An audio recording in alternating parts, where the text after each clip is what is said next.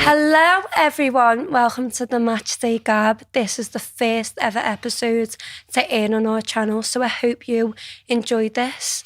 And I also want to thank everyone for donating money to the mental health for the Sunday walk. We have raised over £200, so we are so grateful, and it's going to help a lot of people out.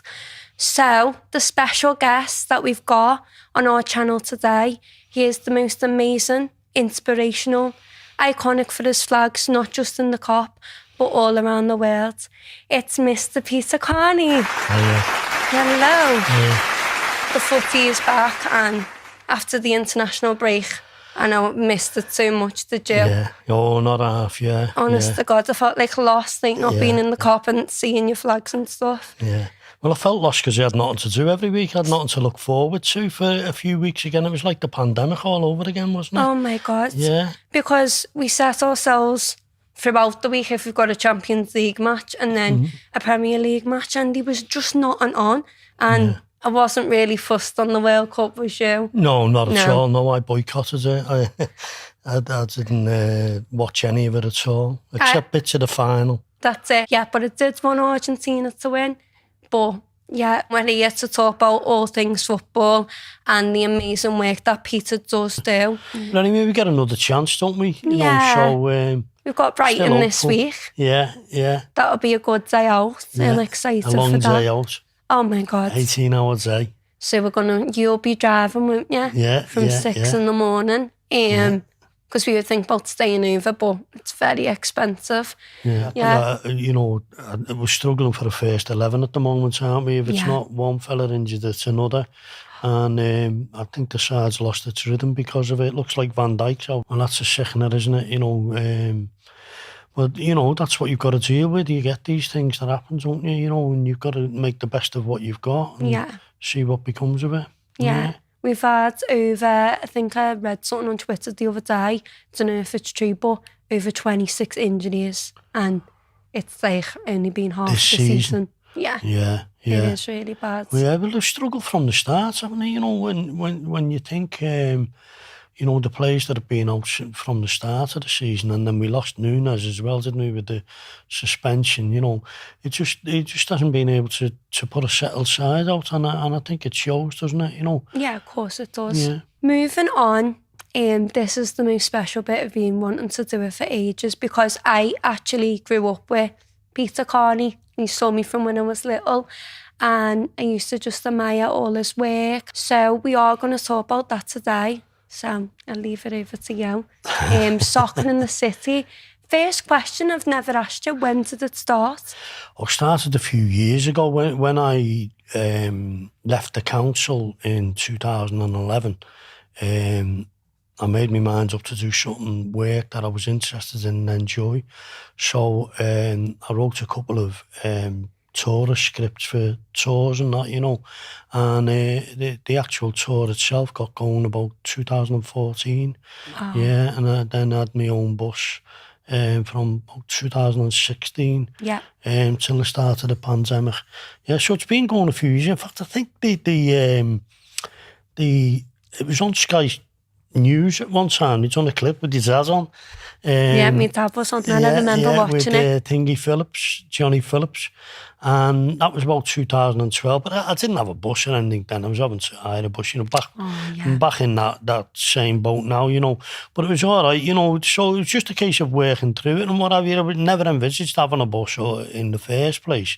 I always thought that it might be something that could work with people who were in the transport industry. Yeah, definitely. But I ended up buying a bus and doing all the exams and getting a proper licence to do it and that, you know. And for a couple of years, it was great for about 3 or 4 years. And then the pandemic done me in. I had a problem with the door and I had no business at all for a good while. It was very bad. Yeah, and you know, you know, I wasn't hard done to by the pandemic by any means. You know, on a scale of 1 to 10, I was lucky to hit 1. But what I did lose was half a business and half my mind. Yeah, of course, you know, it was. And it's a case of trying to get that back up and running. Some of the business I managed with with other people who've got transport and stuff like that. Yeah. And if I've got my own tour happening, which is still happened a few times. We've done one over the holiday which you were on, that which was is so really good. good. That was that was a full day we done with them people. You know, we were with them like 7 hours, weren't we? Yeah, it was like an emotional roller coaster for me. So like I was actually getting emotional in bits because the work that you do and like the people that you have work with and all the the stories behind them, and it's a big thing. Yeah, well, football is emotional, isn't it? You know, people say, I say at the start of the tour, football is a religion and it's not far short. It's certainly emotional and probably spiritual. Yeah. You know, and that's, well, that's about, the way that I sum it up. Yeah, it is emotional, takes you on the highs and lows of the journey of being a football supporter, which for me is a lifelong journey. 55 years since 57 years since I first went to match on my own, and what I aimed to do was create something that was interesting and entertaining, and that's that, hopefully that's what people get from it. Certainly I think people definitely, at the end of the tour, feeling a lot brighter than they do coming on the tour, Because with your tours as well, you'd go into so much detail and emphasise like how amazing and where it all started. I learned a lot of things. Yeah, it's community, isn't it? Oh, That's definitely. The essence of it. I always say the game is called association football, and football's the excuse for the association. Yeah. It's why we get together. The football is the excuse to get together, and the team represent the people who get together to cheer them on and wish them well. That's the way I look at it, yeah. Yeah, and I think LFC community, we're just like no other. Like I go to different grounds and then travel all around Europe, and I think it's nothing compared to what it's like at home. Like we're just a big family, and the players get on to all the little chants we sing, the flags, and they love it. And that's how we're so together and involved, which is so special. Yeah. But so the most important thing today, what I wanted to show for quite a while, is all that the work you've done. So in regards to each home game, you've got all your flags in the cop. Yeah. If you look at the cop before the start of the game, on the right-hand side of the goal, we have a number of flags that we get out every week. So if you look to the right next to the goal on the right, there's a flag that says we are the famous cop heights. Yeah. I made that about 10 years ago for and it's still getting shown. And it still gets shown, yeah. Well, we're showing the same banner every week at the moment, basically. And so we are the famous cop heights just to the right of the goal. And then next to that is Again, Believers, which has been going since about 2017. The first time I took that, I said, I'll take it until we're in with the shout of, we're not in with the shout of winning the league. And I ended up taking it to every single game. We played Wolves the last game, 17-18 season. Yeah. And it was there that day, and if you look at the 104 entrance, in front of the entrance is a fellow with a yellow, red, white and silver flag. That's Vinny. And that's a tribute to Sampdoria. It's based on the flags that they fly in Italy. So I made that for him. I always wanted to know that. Yeah. Well, that's where it comes from. They were brilliant at making flags, the Italians, in the 80s. They were a real inspiration for me. And then at 104 entrance, you can see the flag that's behind us here, or banner, We Win Cups. And that was from last season. It's one of two. The other one says E.I. Adio. So the banner say E.I. Adio, We Win Cups. Yeah, and like I've the got song that E.I. Adio, We Win Cups. Yeah. So that's the idea with that. So that was just out this week because it was a cup match. Normally the banner that's there says Liverpool in shadow, writing with the edges in white and the middle of it red, and that has a scarf across the middle of it that proclaims Liverpool being English champion European champions, Super Cup champions and world champions at the same time. It's the best scarf that I've seen for many a year. So that normally goes in that space at 104. But because we were in the cup this week, that's why we got the We Win Cups. Yeah, and it's such a phenomenal banner. Yeah. And we've got like loads of photos to share when that was in the crowd and stuff like that. Yeah. But there's always something different, which I just love in regards to everything. Yeah. Yeah, well, you just try and keep up with times, you know, with the moves dead fast. The Spy and Cop lads at the Virgil van Dijk, he's our centre-half, he's our number 4 the other week. Yeah. And it doesn't half look the part, doesn't it, you know? So that was a tribute to, you know, well, to Virgil van Dijk, you know, a great player, yeah. So, and that's part of the task, is to keep up with what's going on, you know, and show different things. Yeah, of course, it is. So would you want to show your banners? Shall we? Okay, so this one here, Over the Line and Far Away, that was made for the Chelsea semi-final 2006 at Old Trafford. And it's as close as I've come to mocking another team. And I was just trying to describe to the Chelsea supporters what the experience of going to Istanbul, like, because it was like a fairy tale, you know. The side that we had were, you know, the best in Europe by a long stretch, but they won the European Cup, you know, so all credit to them. And, you know, it was a long time coming, wasn't it? You know, I always think that we went to Brussels in '85 with the intention of bringing a cup home of our own, and it was 21 years later that we done it. Yeah. So Over the Line and Far Away is from the semi-final 2006. Okay, this is one of my favourite ones. I could obviously only bring small ones. Yeah, of course. So this one says, by far the greatest team the world has ever seen. And it's one of the songs, Liverpool FC. I just enjoyed making this banner. For the phrases, you know, is a song that I love singing. Put Liverpool in gold. It's a bright yellow liver bird. I'm not really sure about, to be honest with you. I think it should be white. But yeah, so that's one of my favourite banners. Very rarely does that get shown. So my Istanbul banner says "Destiny Delivered," and you know, because it was 21 years we were waiting for it to happen to win one of our own, and there's a load of techniques, but it's a bit too big to bring in here, so I didn't bring that. So what I did bring is the extensions that I've made to it. So this is more. So this goes on the left of Destiny Delivered, and I made it for Athens. It was actually made by my sister-in-law, Carmel. Wow. And it was made for Athens, but obviously we didn't win the cup there. We took it to Kiev. I made a separate banner as well, specifically for Athens, and one especially for Kiev, said Kiev and Keegan walks on water. The Athens one said smashing people, smashing place. Smashing records and smashing plates. So this was meant as an extension of Destiny Delivered.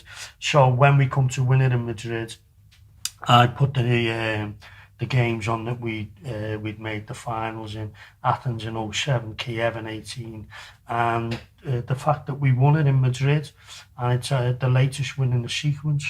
So I made the name in sequence. Yeah. So it's the latest win in the sequence. Oh, I love so that was more, yeah. That's amazing. So on the right-hand side of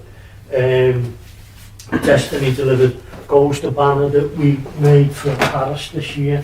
Yes. Because we've recorded what we won up to Madrid there. We needed a new one for when we win it next time. So when we win it this year, it'll have Paris on and then Istanbul.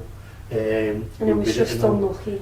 Well, it was really unlucky, you know, when the away team's goalie gets man of the match, then you know you've done something right. Yeah. You know, but the irony of it was to say again, meaning we were going to win the European Cup again, and most people's experience of Paris again relates to Hillsborough. You know, that we had to deal with them things. It wasn't a problem that I had, but I know a lot of people were. I had a horrible time with Paris, yeah. so so yeah, you know, and certainly that. So that's they're the extensions to. This is one of my favourites. And this is a Mo Salah banner I made last year. So so I said it's good enough for me, it's good enough for you, Mo Salah, and it's playing on the idea that if Fowler is God, is Salah Allah. Perfect. So, yeah, so the G becomes an apostrophe, so Mo's Allah, and the one L in his name becomes 11 to make Mo's Allah. That's what I call a head scratcher. Yeah, it does, because now you've explained that, I completely get it. Yeah, well, the thing with banners is that most banners are made to be, you know, you realise what it is in an instant. Yeah. Well, this one's a little bit different, it's a bit of a head scratcher. You've got to explain yourself.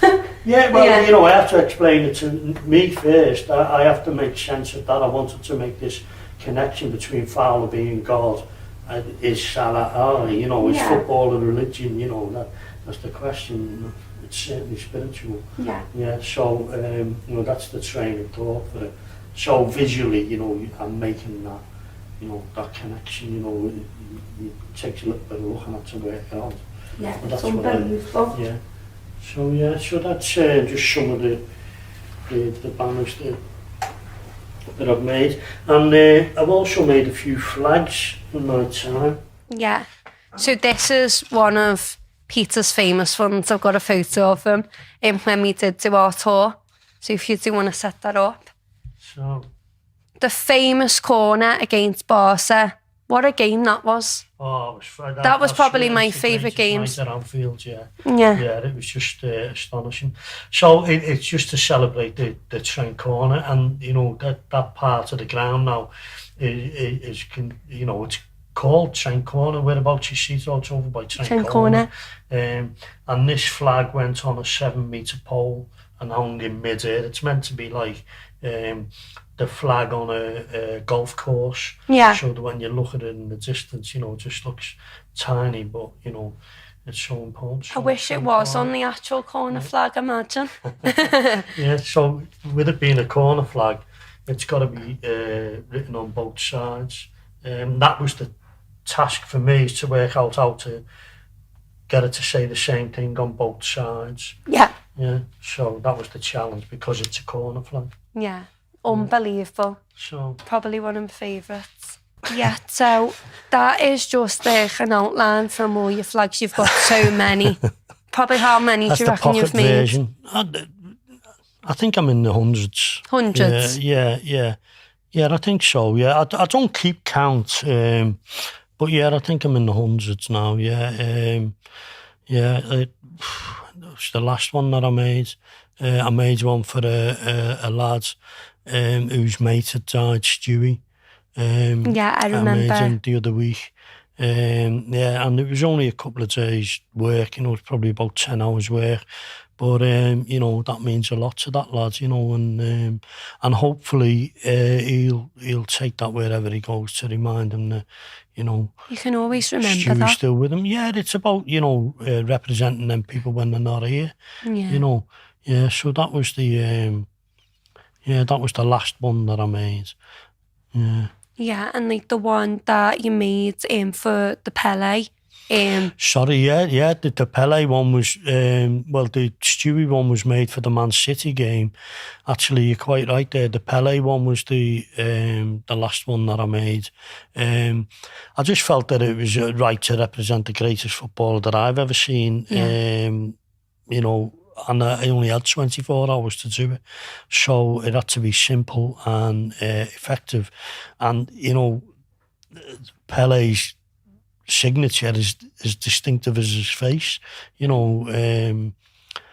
So that's why I used that, you know. Yeah, because and he's rather iconic, isn't he? Yeah, well, he always has an accent over the second. Rather than put an accent on, I put a love heart. Yeah. And the flag was bordered in black, you know, to mark his passing. Yeah, so Pele was actually the last banner that I made, yeah. Yeah.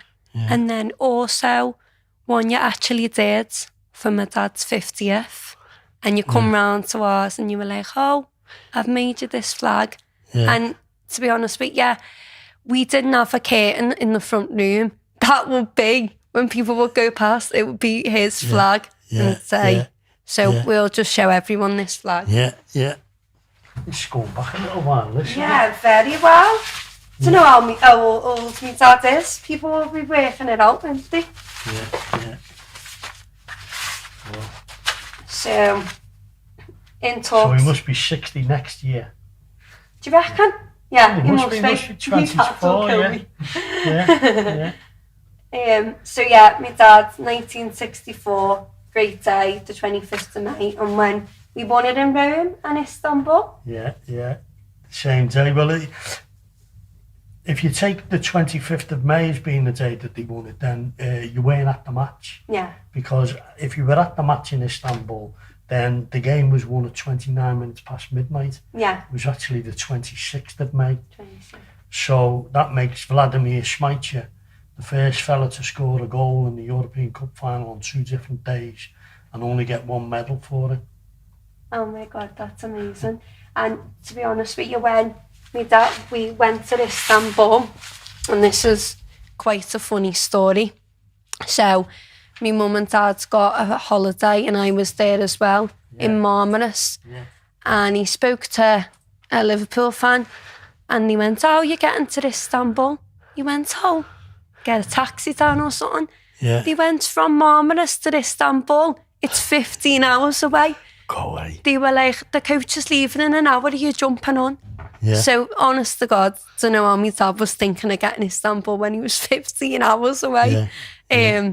But yeah, there's just so many memorable things. And like, now in my generation, what I've saw, like, I am so grateful because I've grew up with it all my life. Yeah. And I've got so much more to say. Well, Istanbul for you is like the first FA Cup win for me. Liverpool won the FA Cup on my 6th birthday. Yeah. You know, and that was a great thing to Liverpool supporters. They were convinced that they'd killed the curse, you know. And, you know, for you, Istanbul would be the same, wasn't it? You know, of course. The biggest thing to win. And, you know, being so young when it happens, you know. Yeah, then, I was only about 2. Yeah. So I wish I could relive that. But when I look at photos, it makes me feel in that moment in regards to that. But I just couldn't imagine that game just to be so long and then to just win on penalties like that. Unbelievable. Yeah, well, you know, the thing was they just grounds it out, didn't they? You know, they were hanging on by the fingernails, weren't they, by the ends, you know. And but I was always convinced that we were going to win it. You know, I'm my banner for Istanbul said "Destiny Delivered." Yeah. You know, and I had that idea in my head for many years before, you know. But I was convinced that Liverpool were going to win the European Cup one day and keep it ourselves. That's what we done. You know, it was one of our own. There's nobody else who'll ever get one. Yeah, you know, no matter how many times they win it, they've stopped doing that now, haven't they? Yeah. But because that was our 5th win, then that meant that we got to keep the trophy ourselves. Yeah, it was such a special moment. What happened was that they had an exhibition in the Design Museum early this year from April to September, and my banners were included in it. The Hillsborough Memorial banner was displayed, and while the anniversary was on, the mini memorial banner, and Destiny Delivered with more, and then After Paris again went up as well. So that was a fantastic honour to be asked to do that, you know, and it just felt so just overpowering, really. You know, just quite strong sense of being when you see your artwork on the walls of the Design Museum, you know. Yeah, so that exhibition this year is going to the World Football Museum in Zurich from March to September. Amazing. And the mini memorial banner will be part of that. One of the big things that we done with that was to create a community project whereby kids made paper flowers. Scouts Flower House designed a project with an artist called linktr.ee for kids to make paper flowers that were then put in a bouquet that Ling put together, and they were placed in the pockets of the memorial banner where there would normally be fresh flowers, but with it being up so long.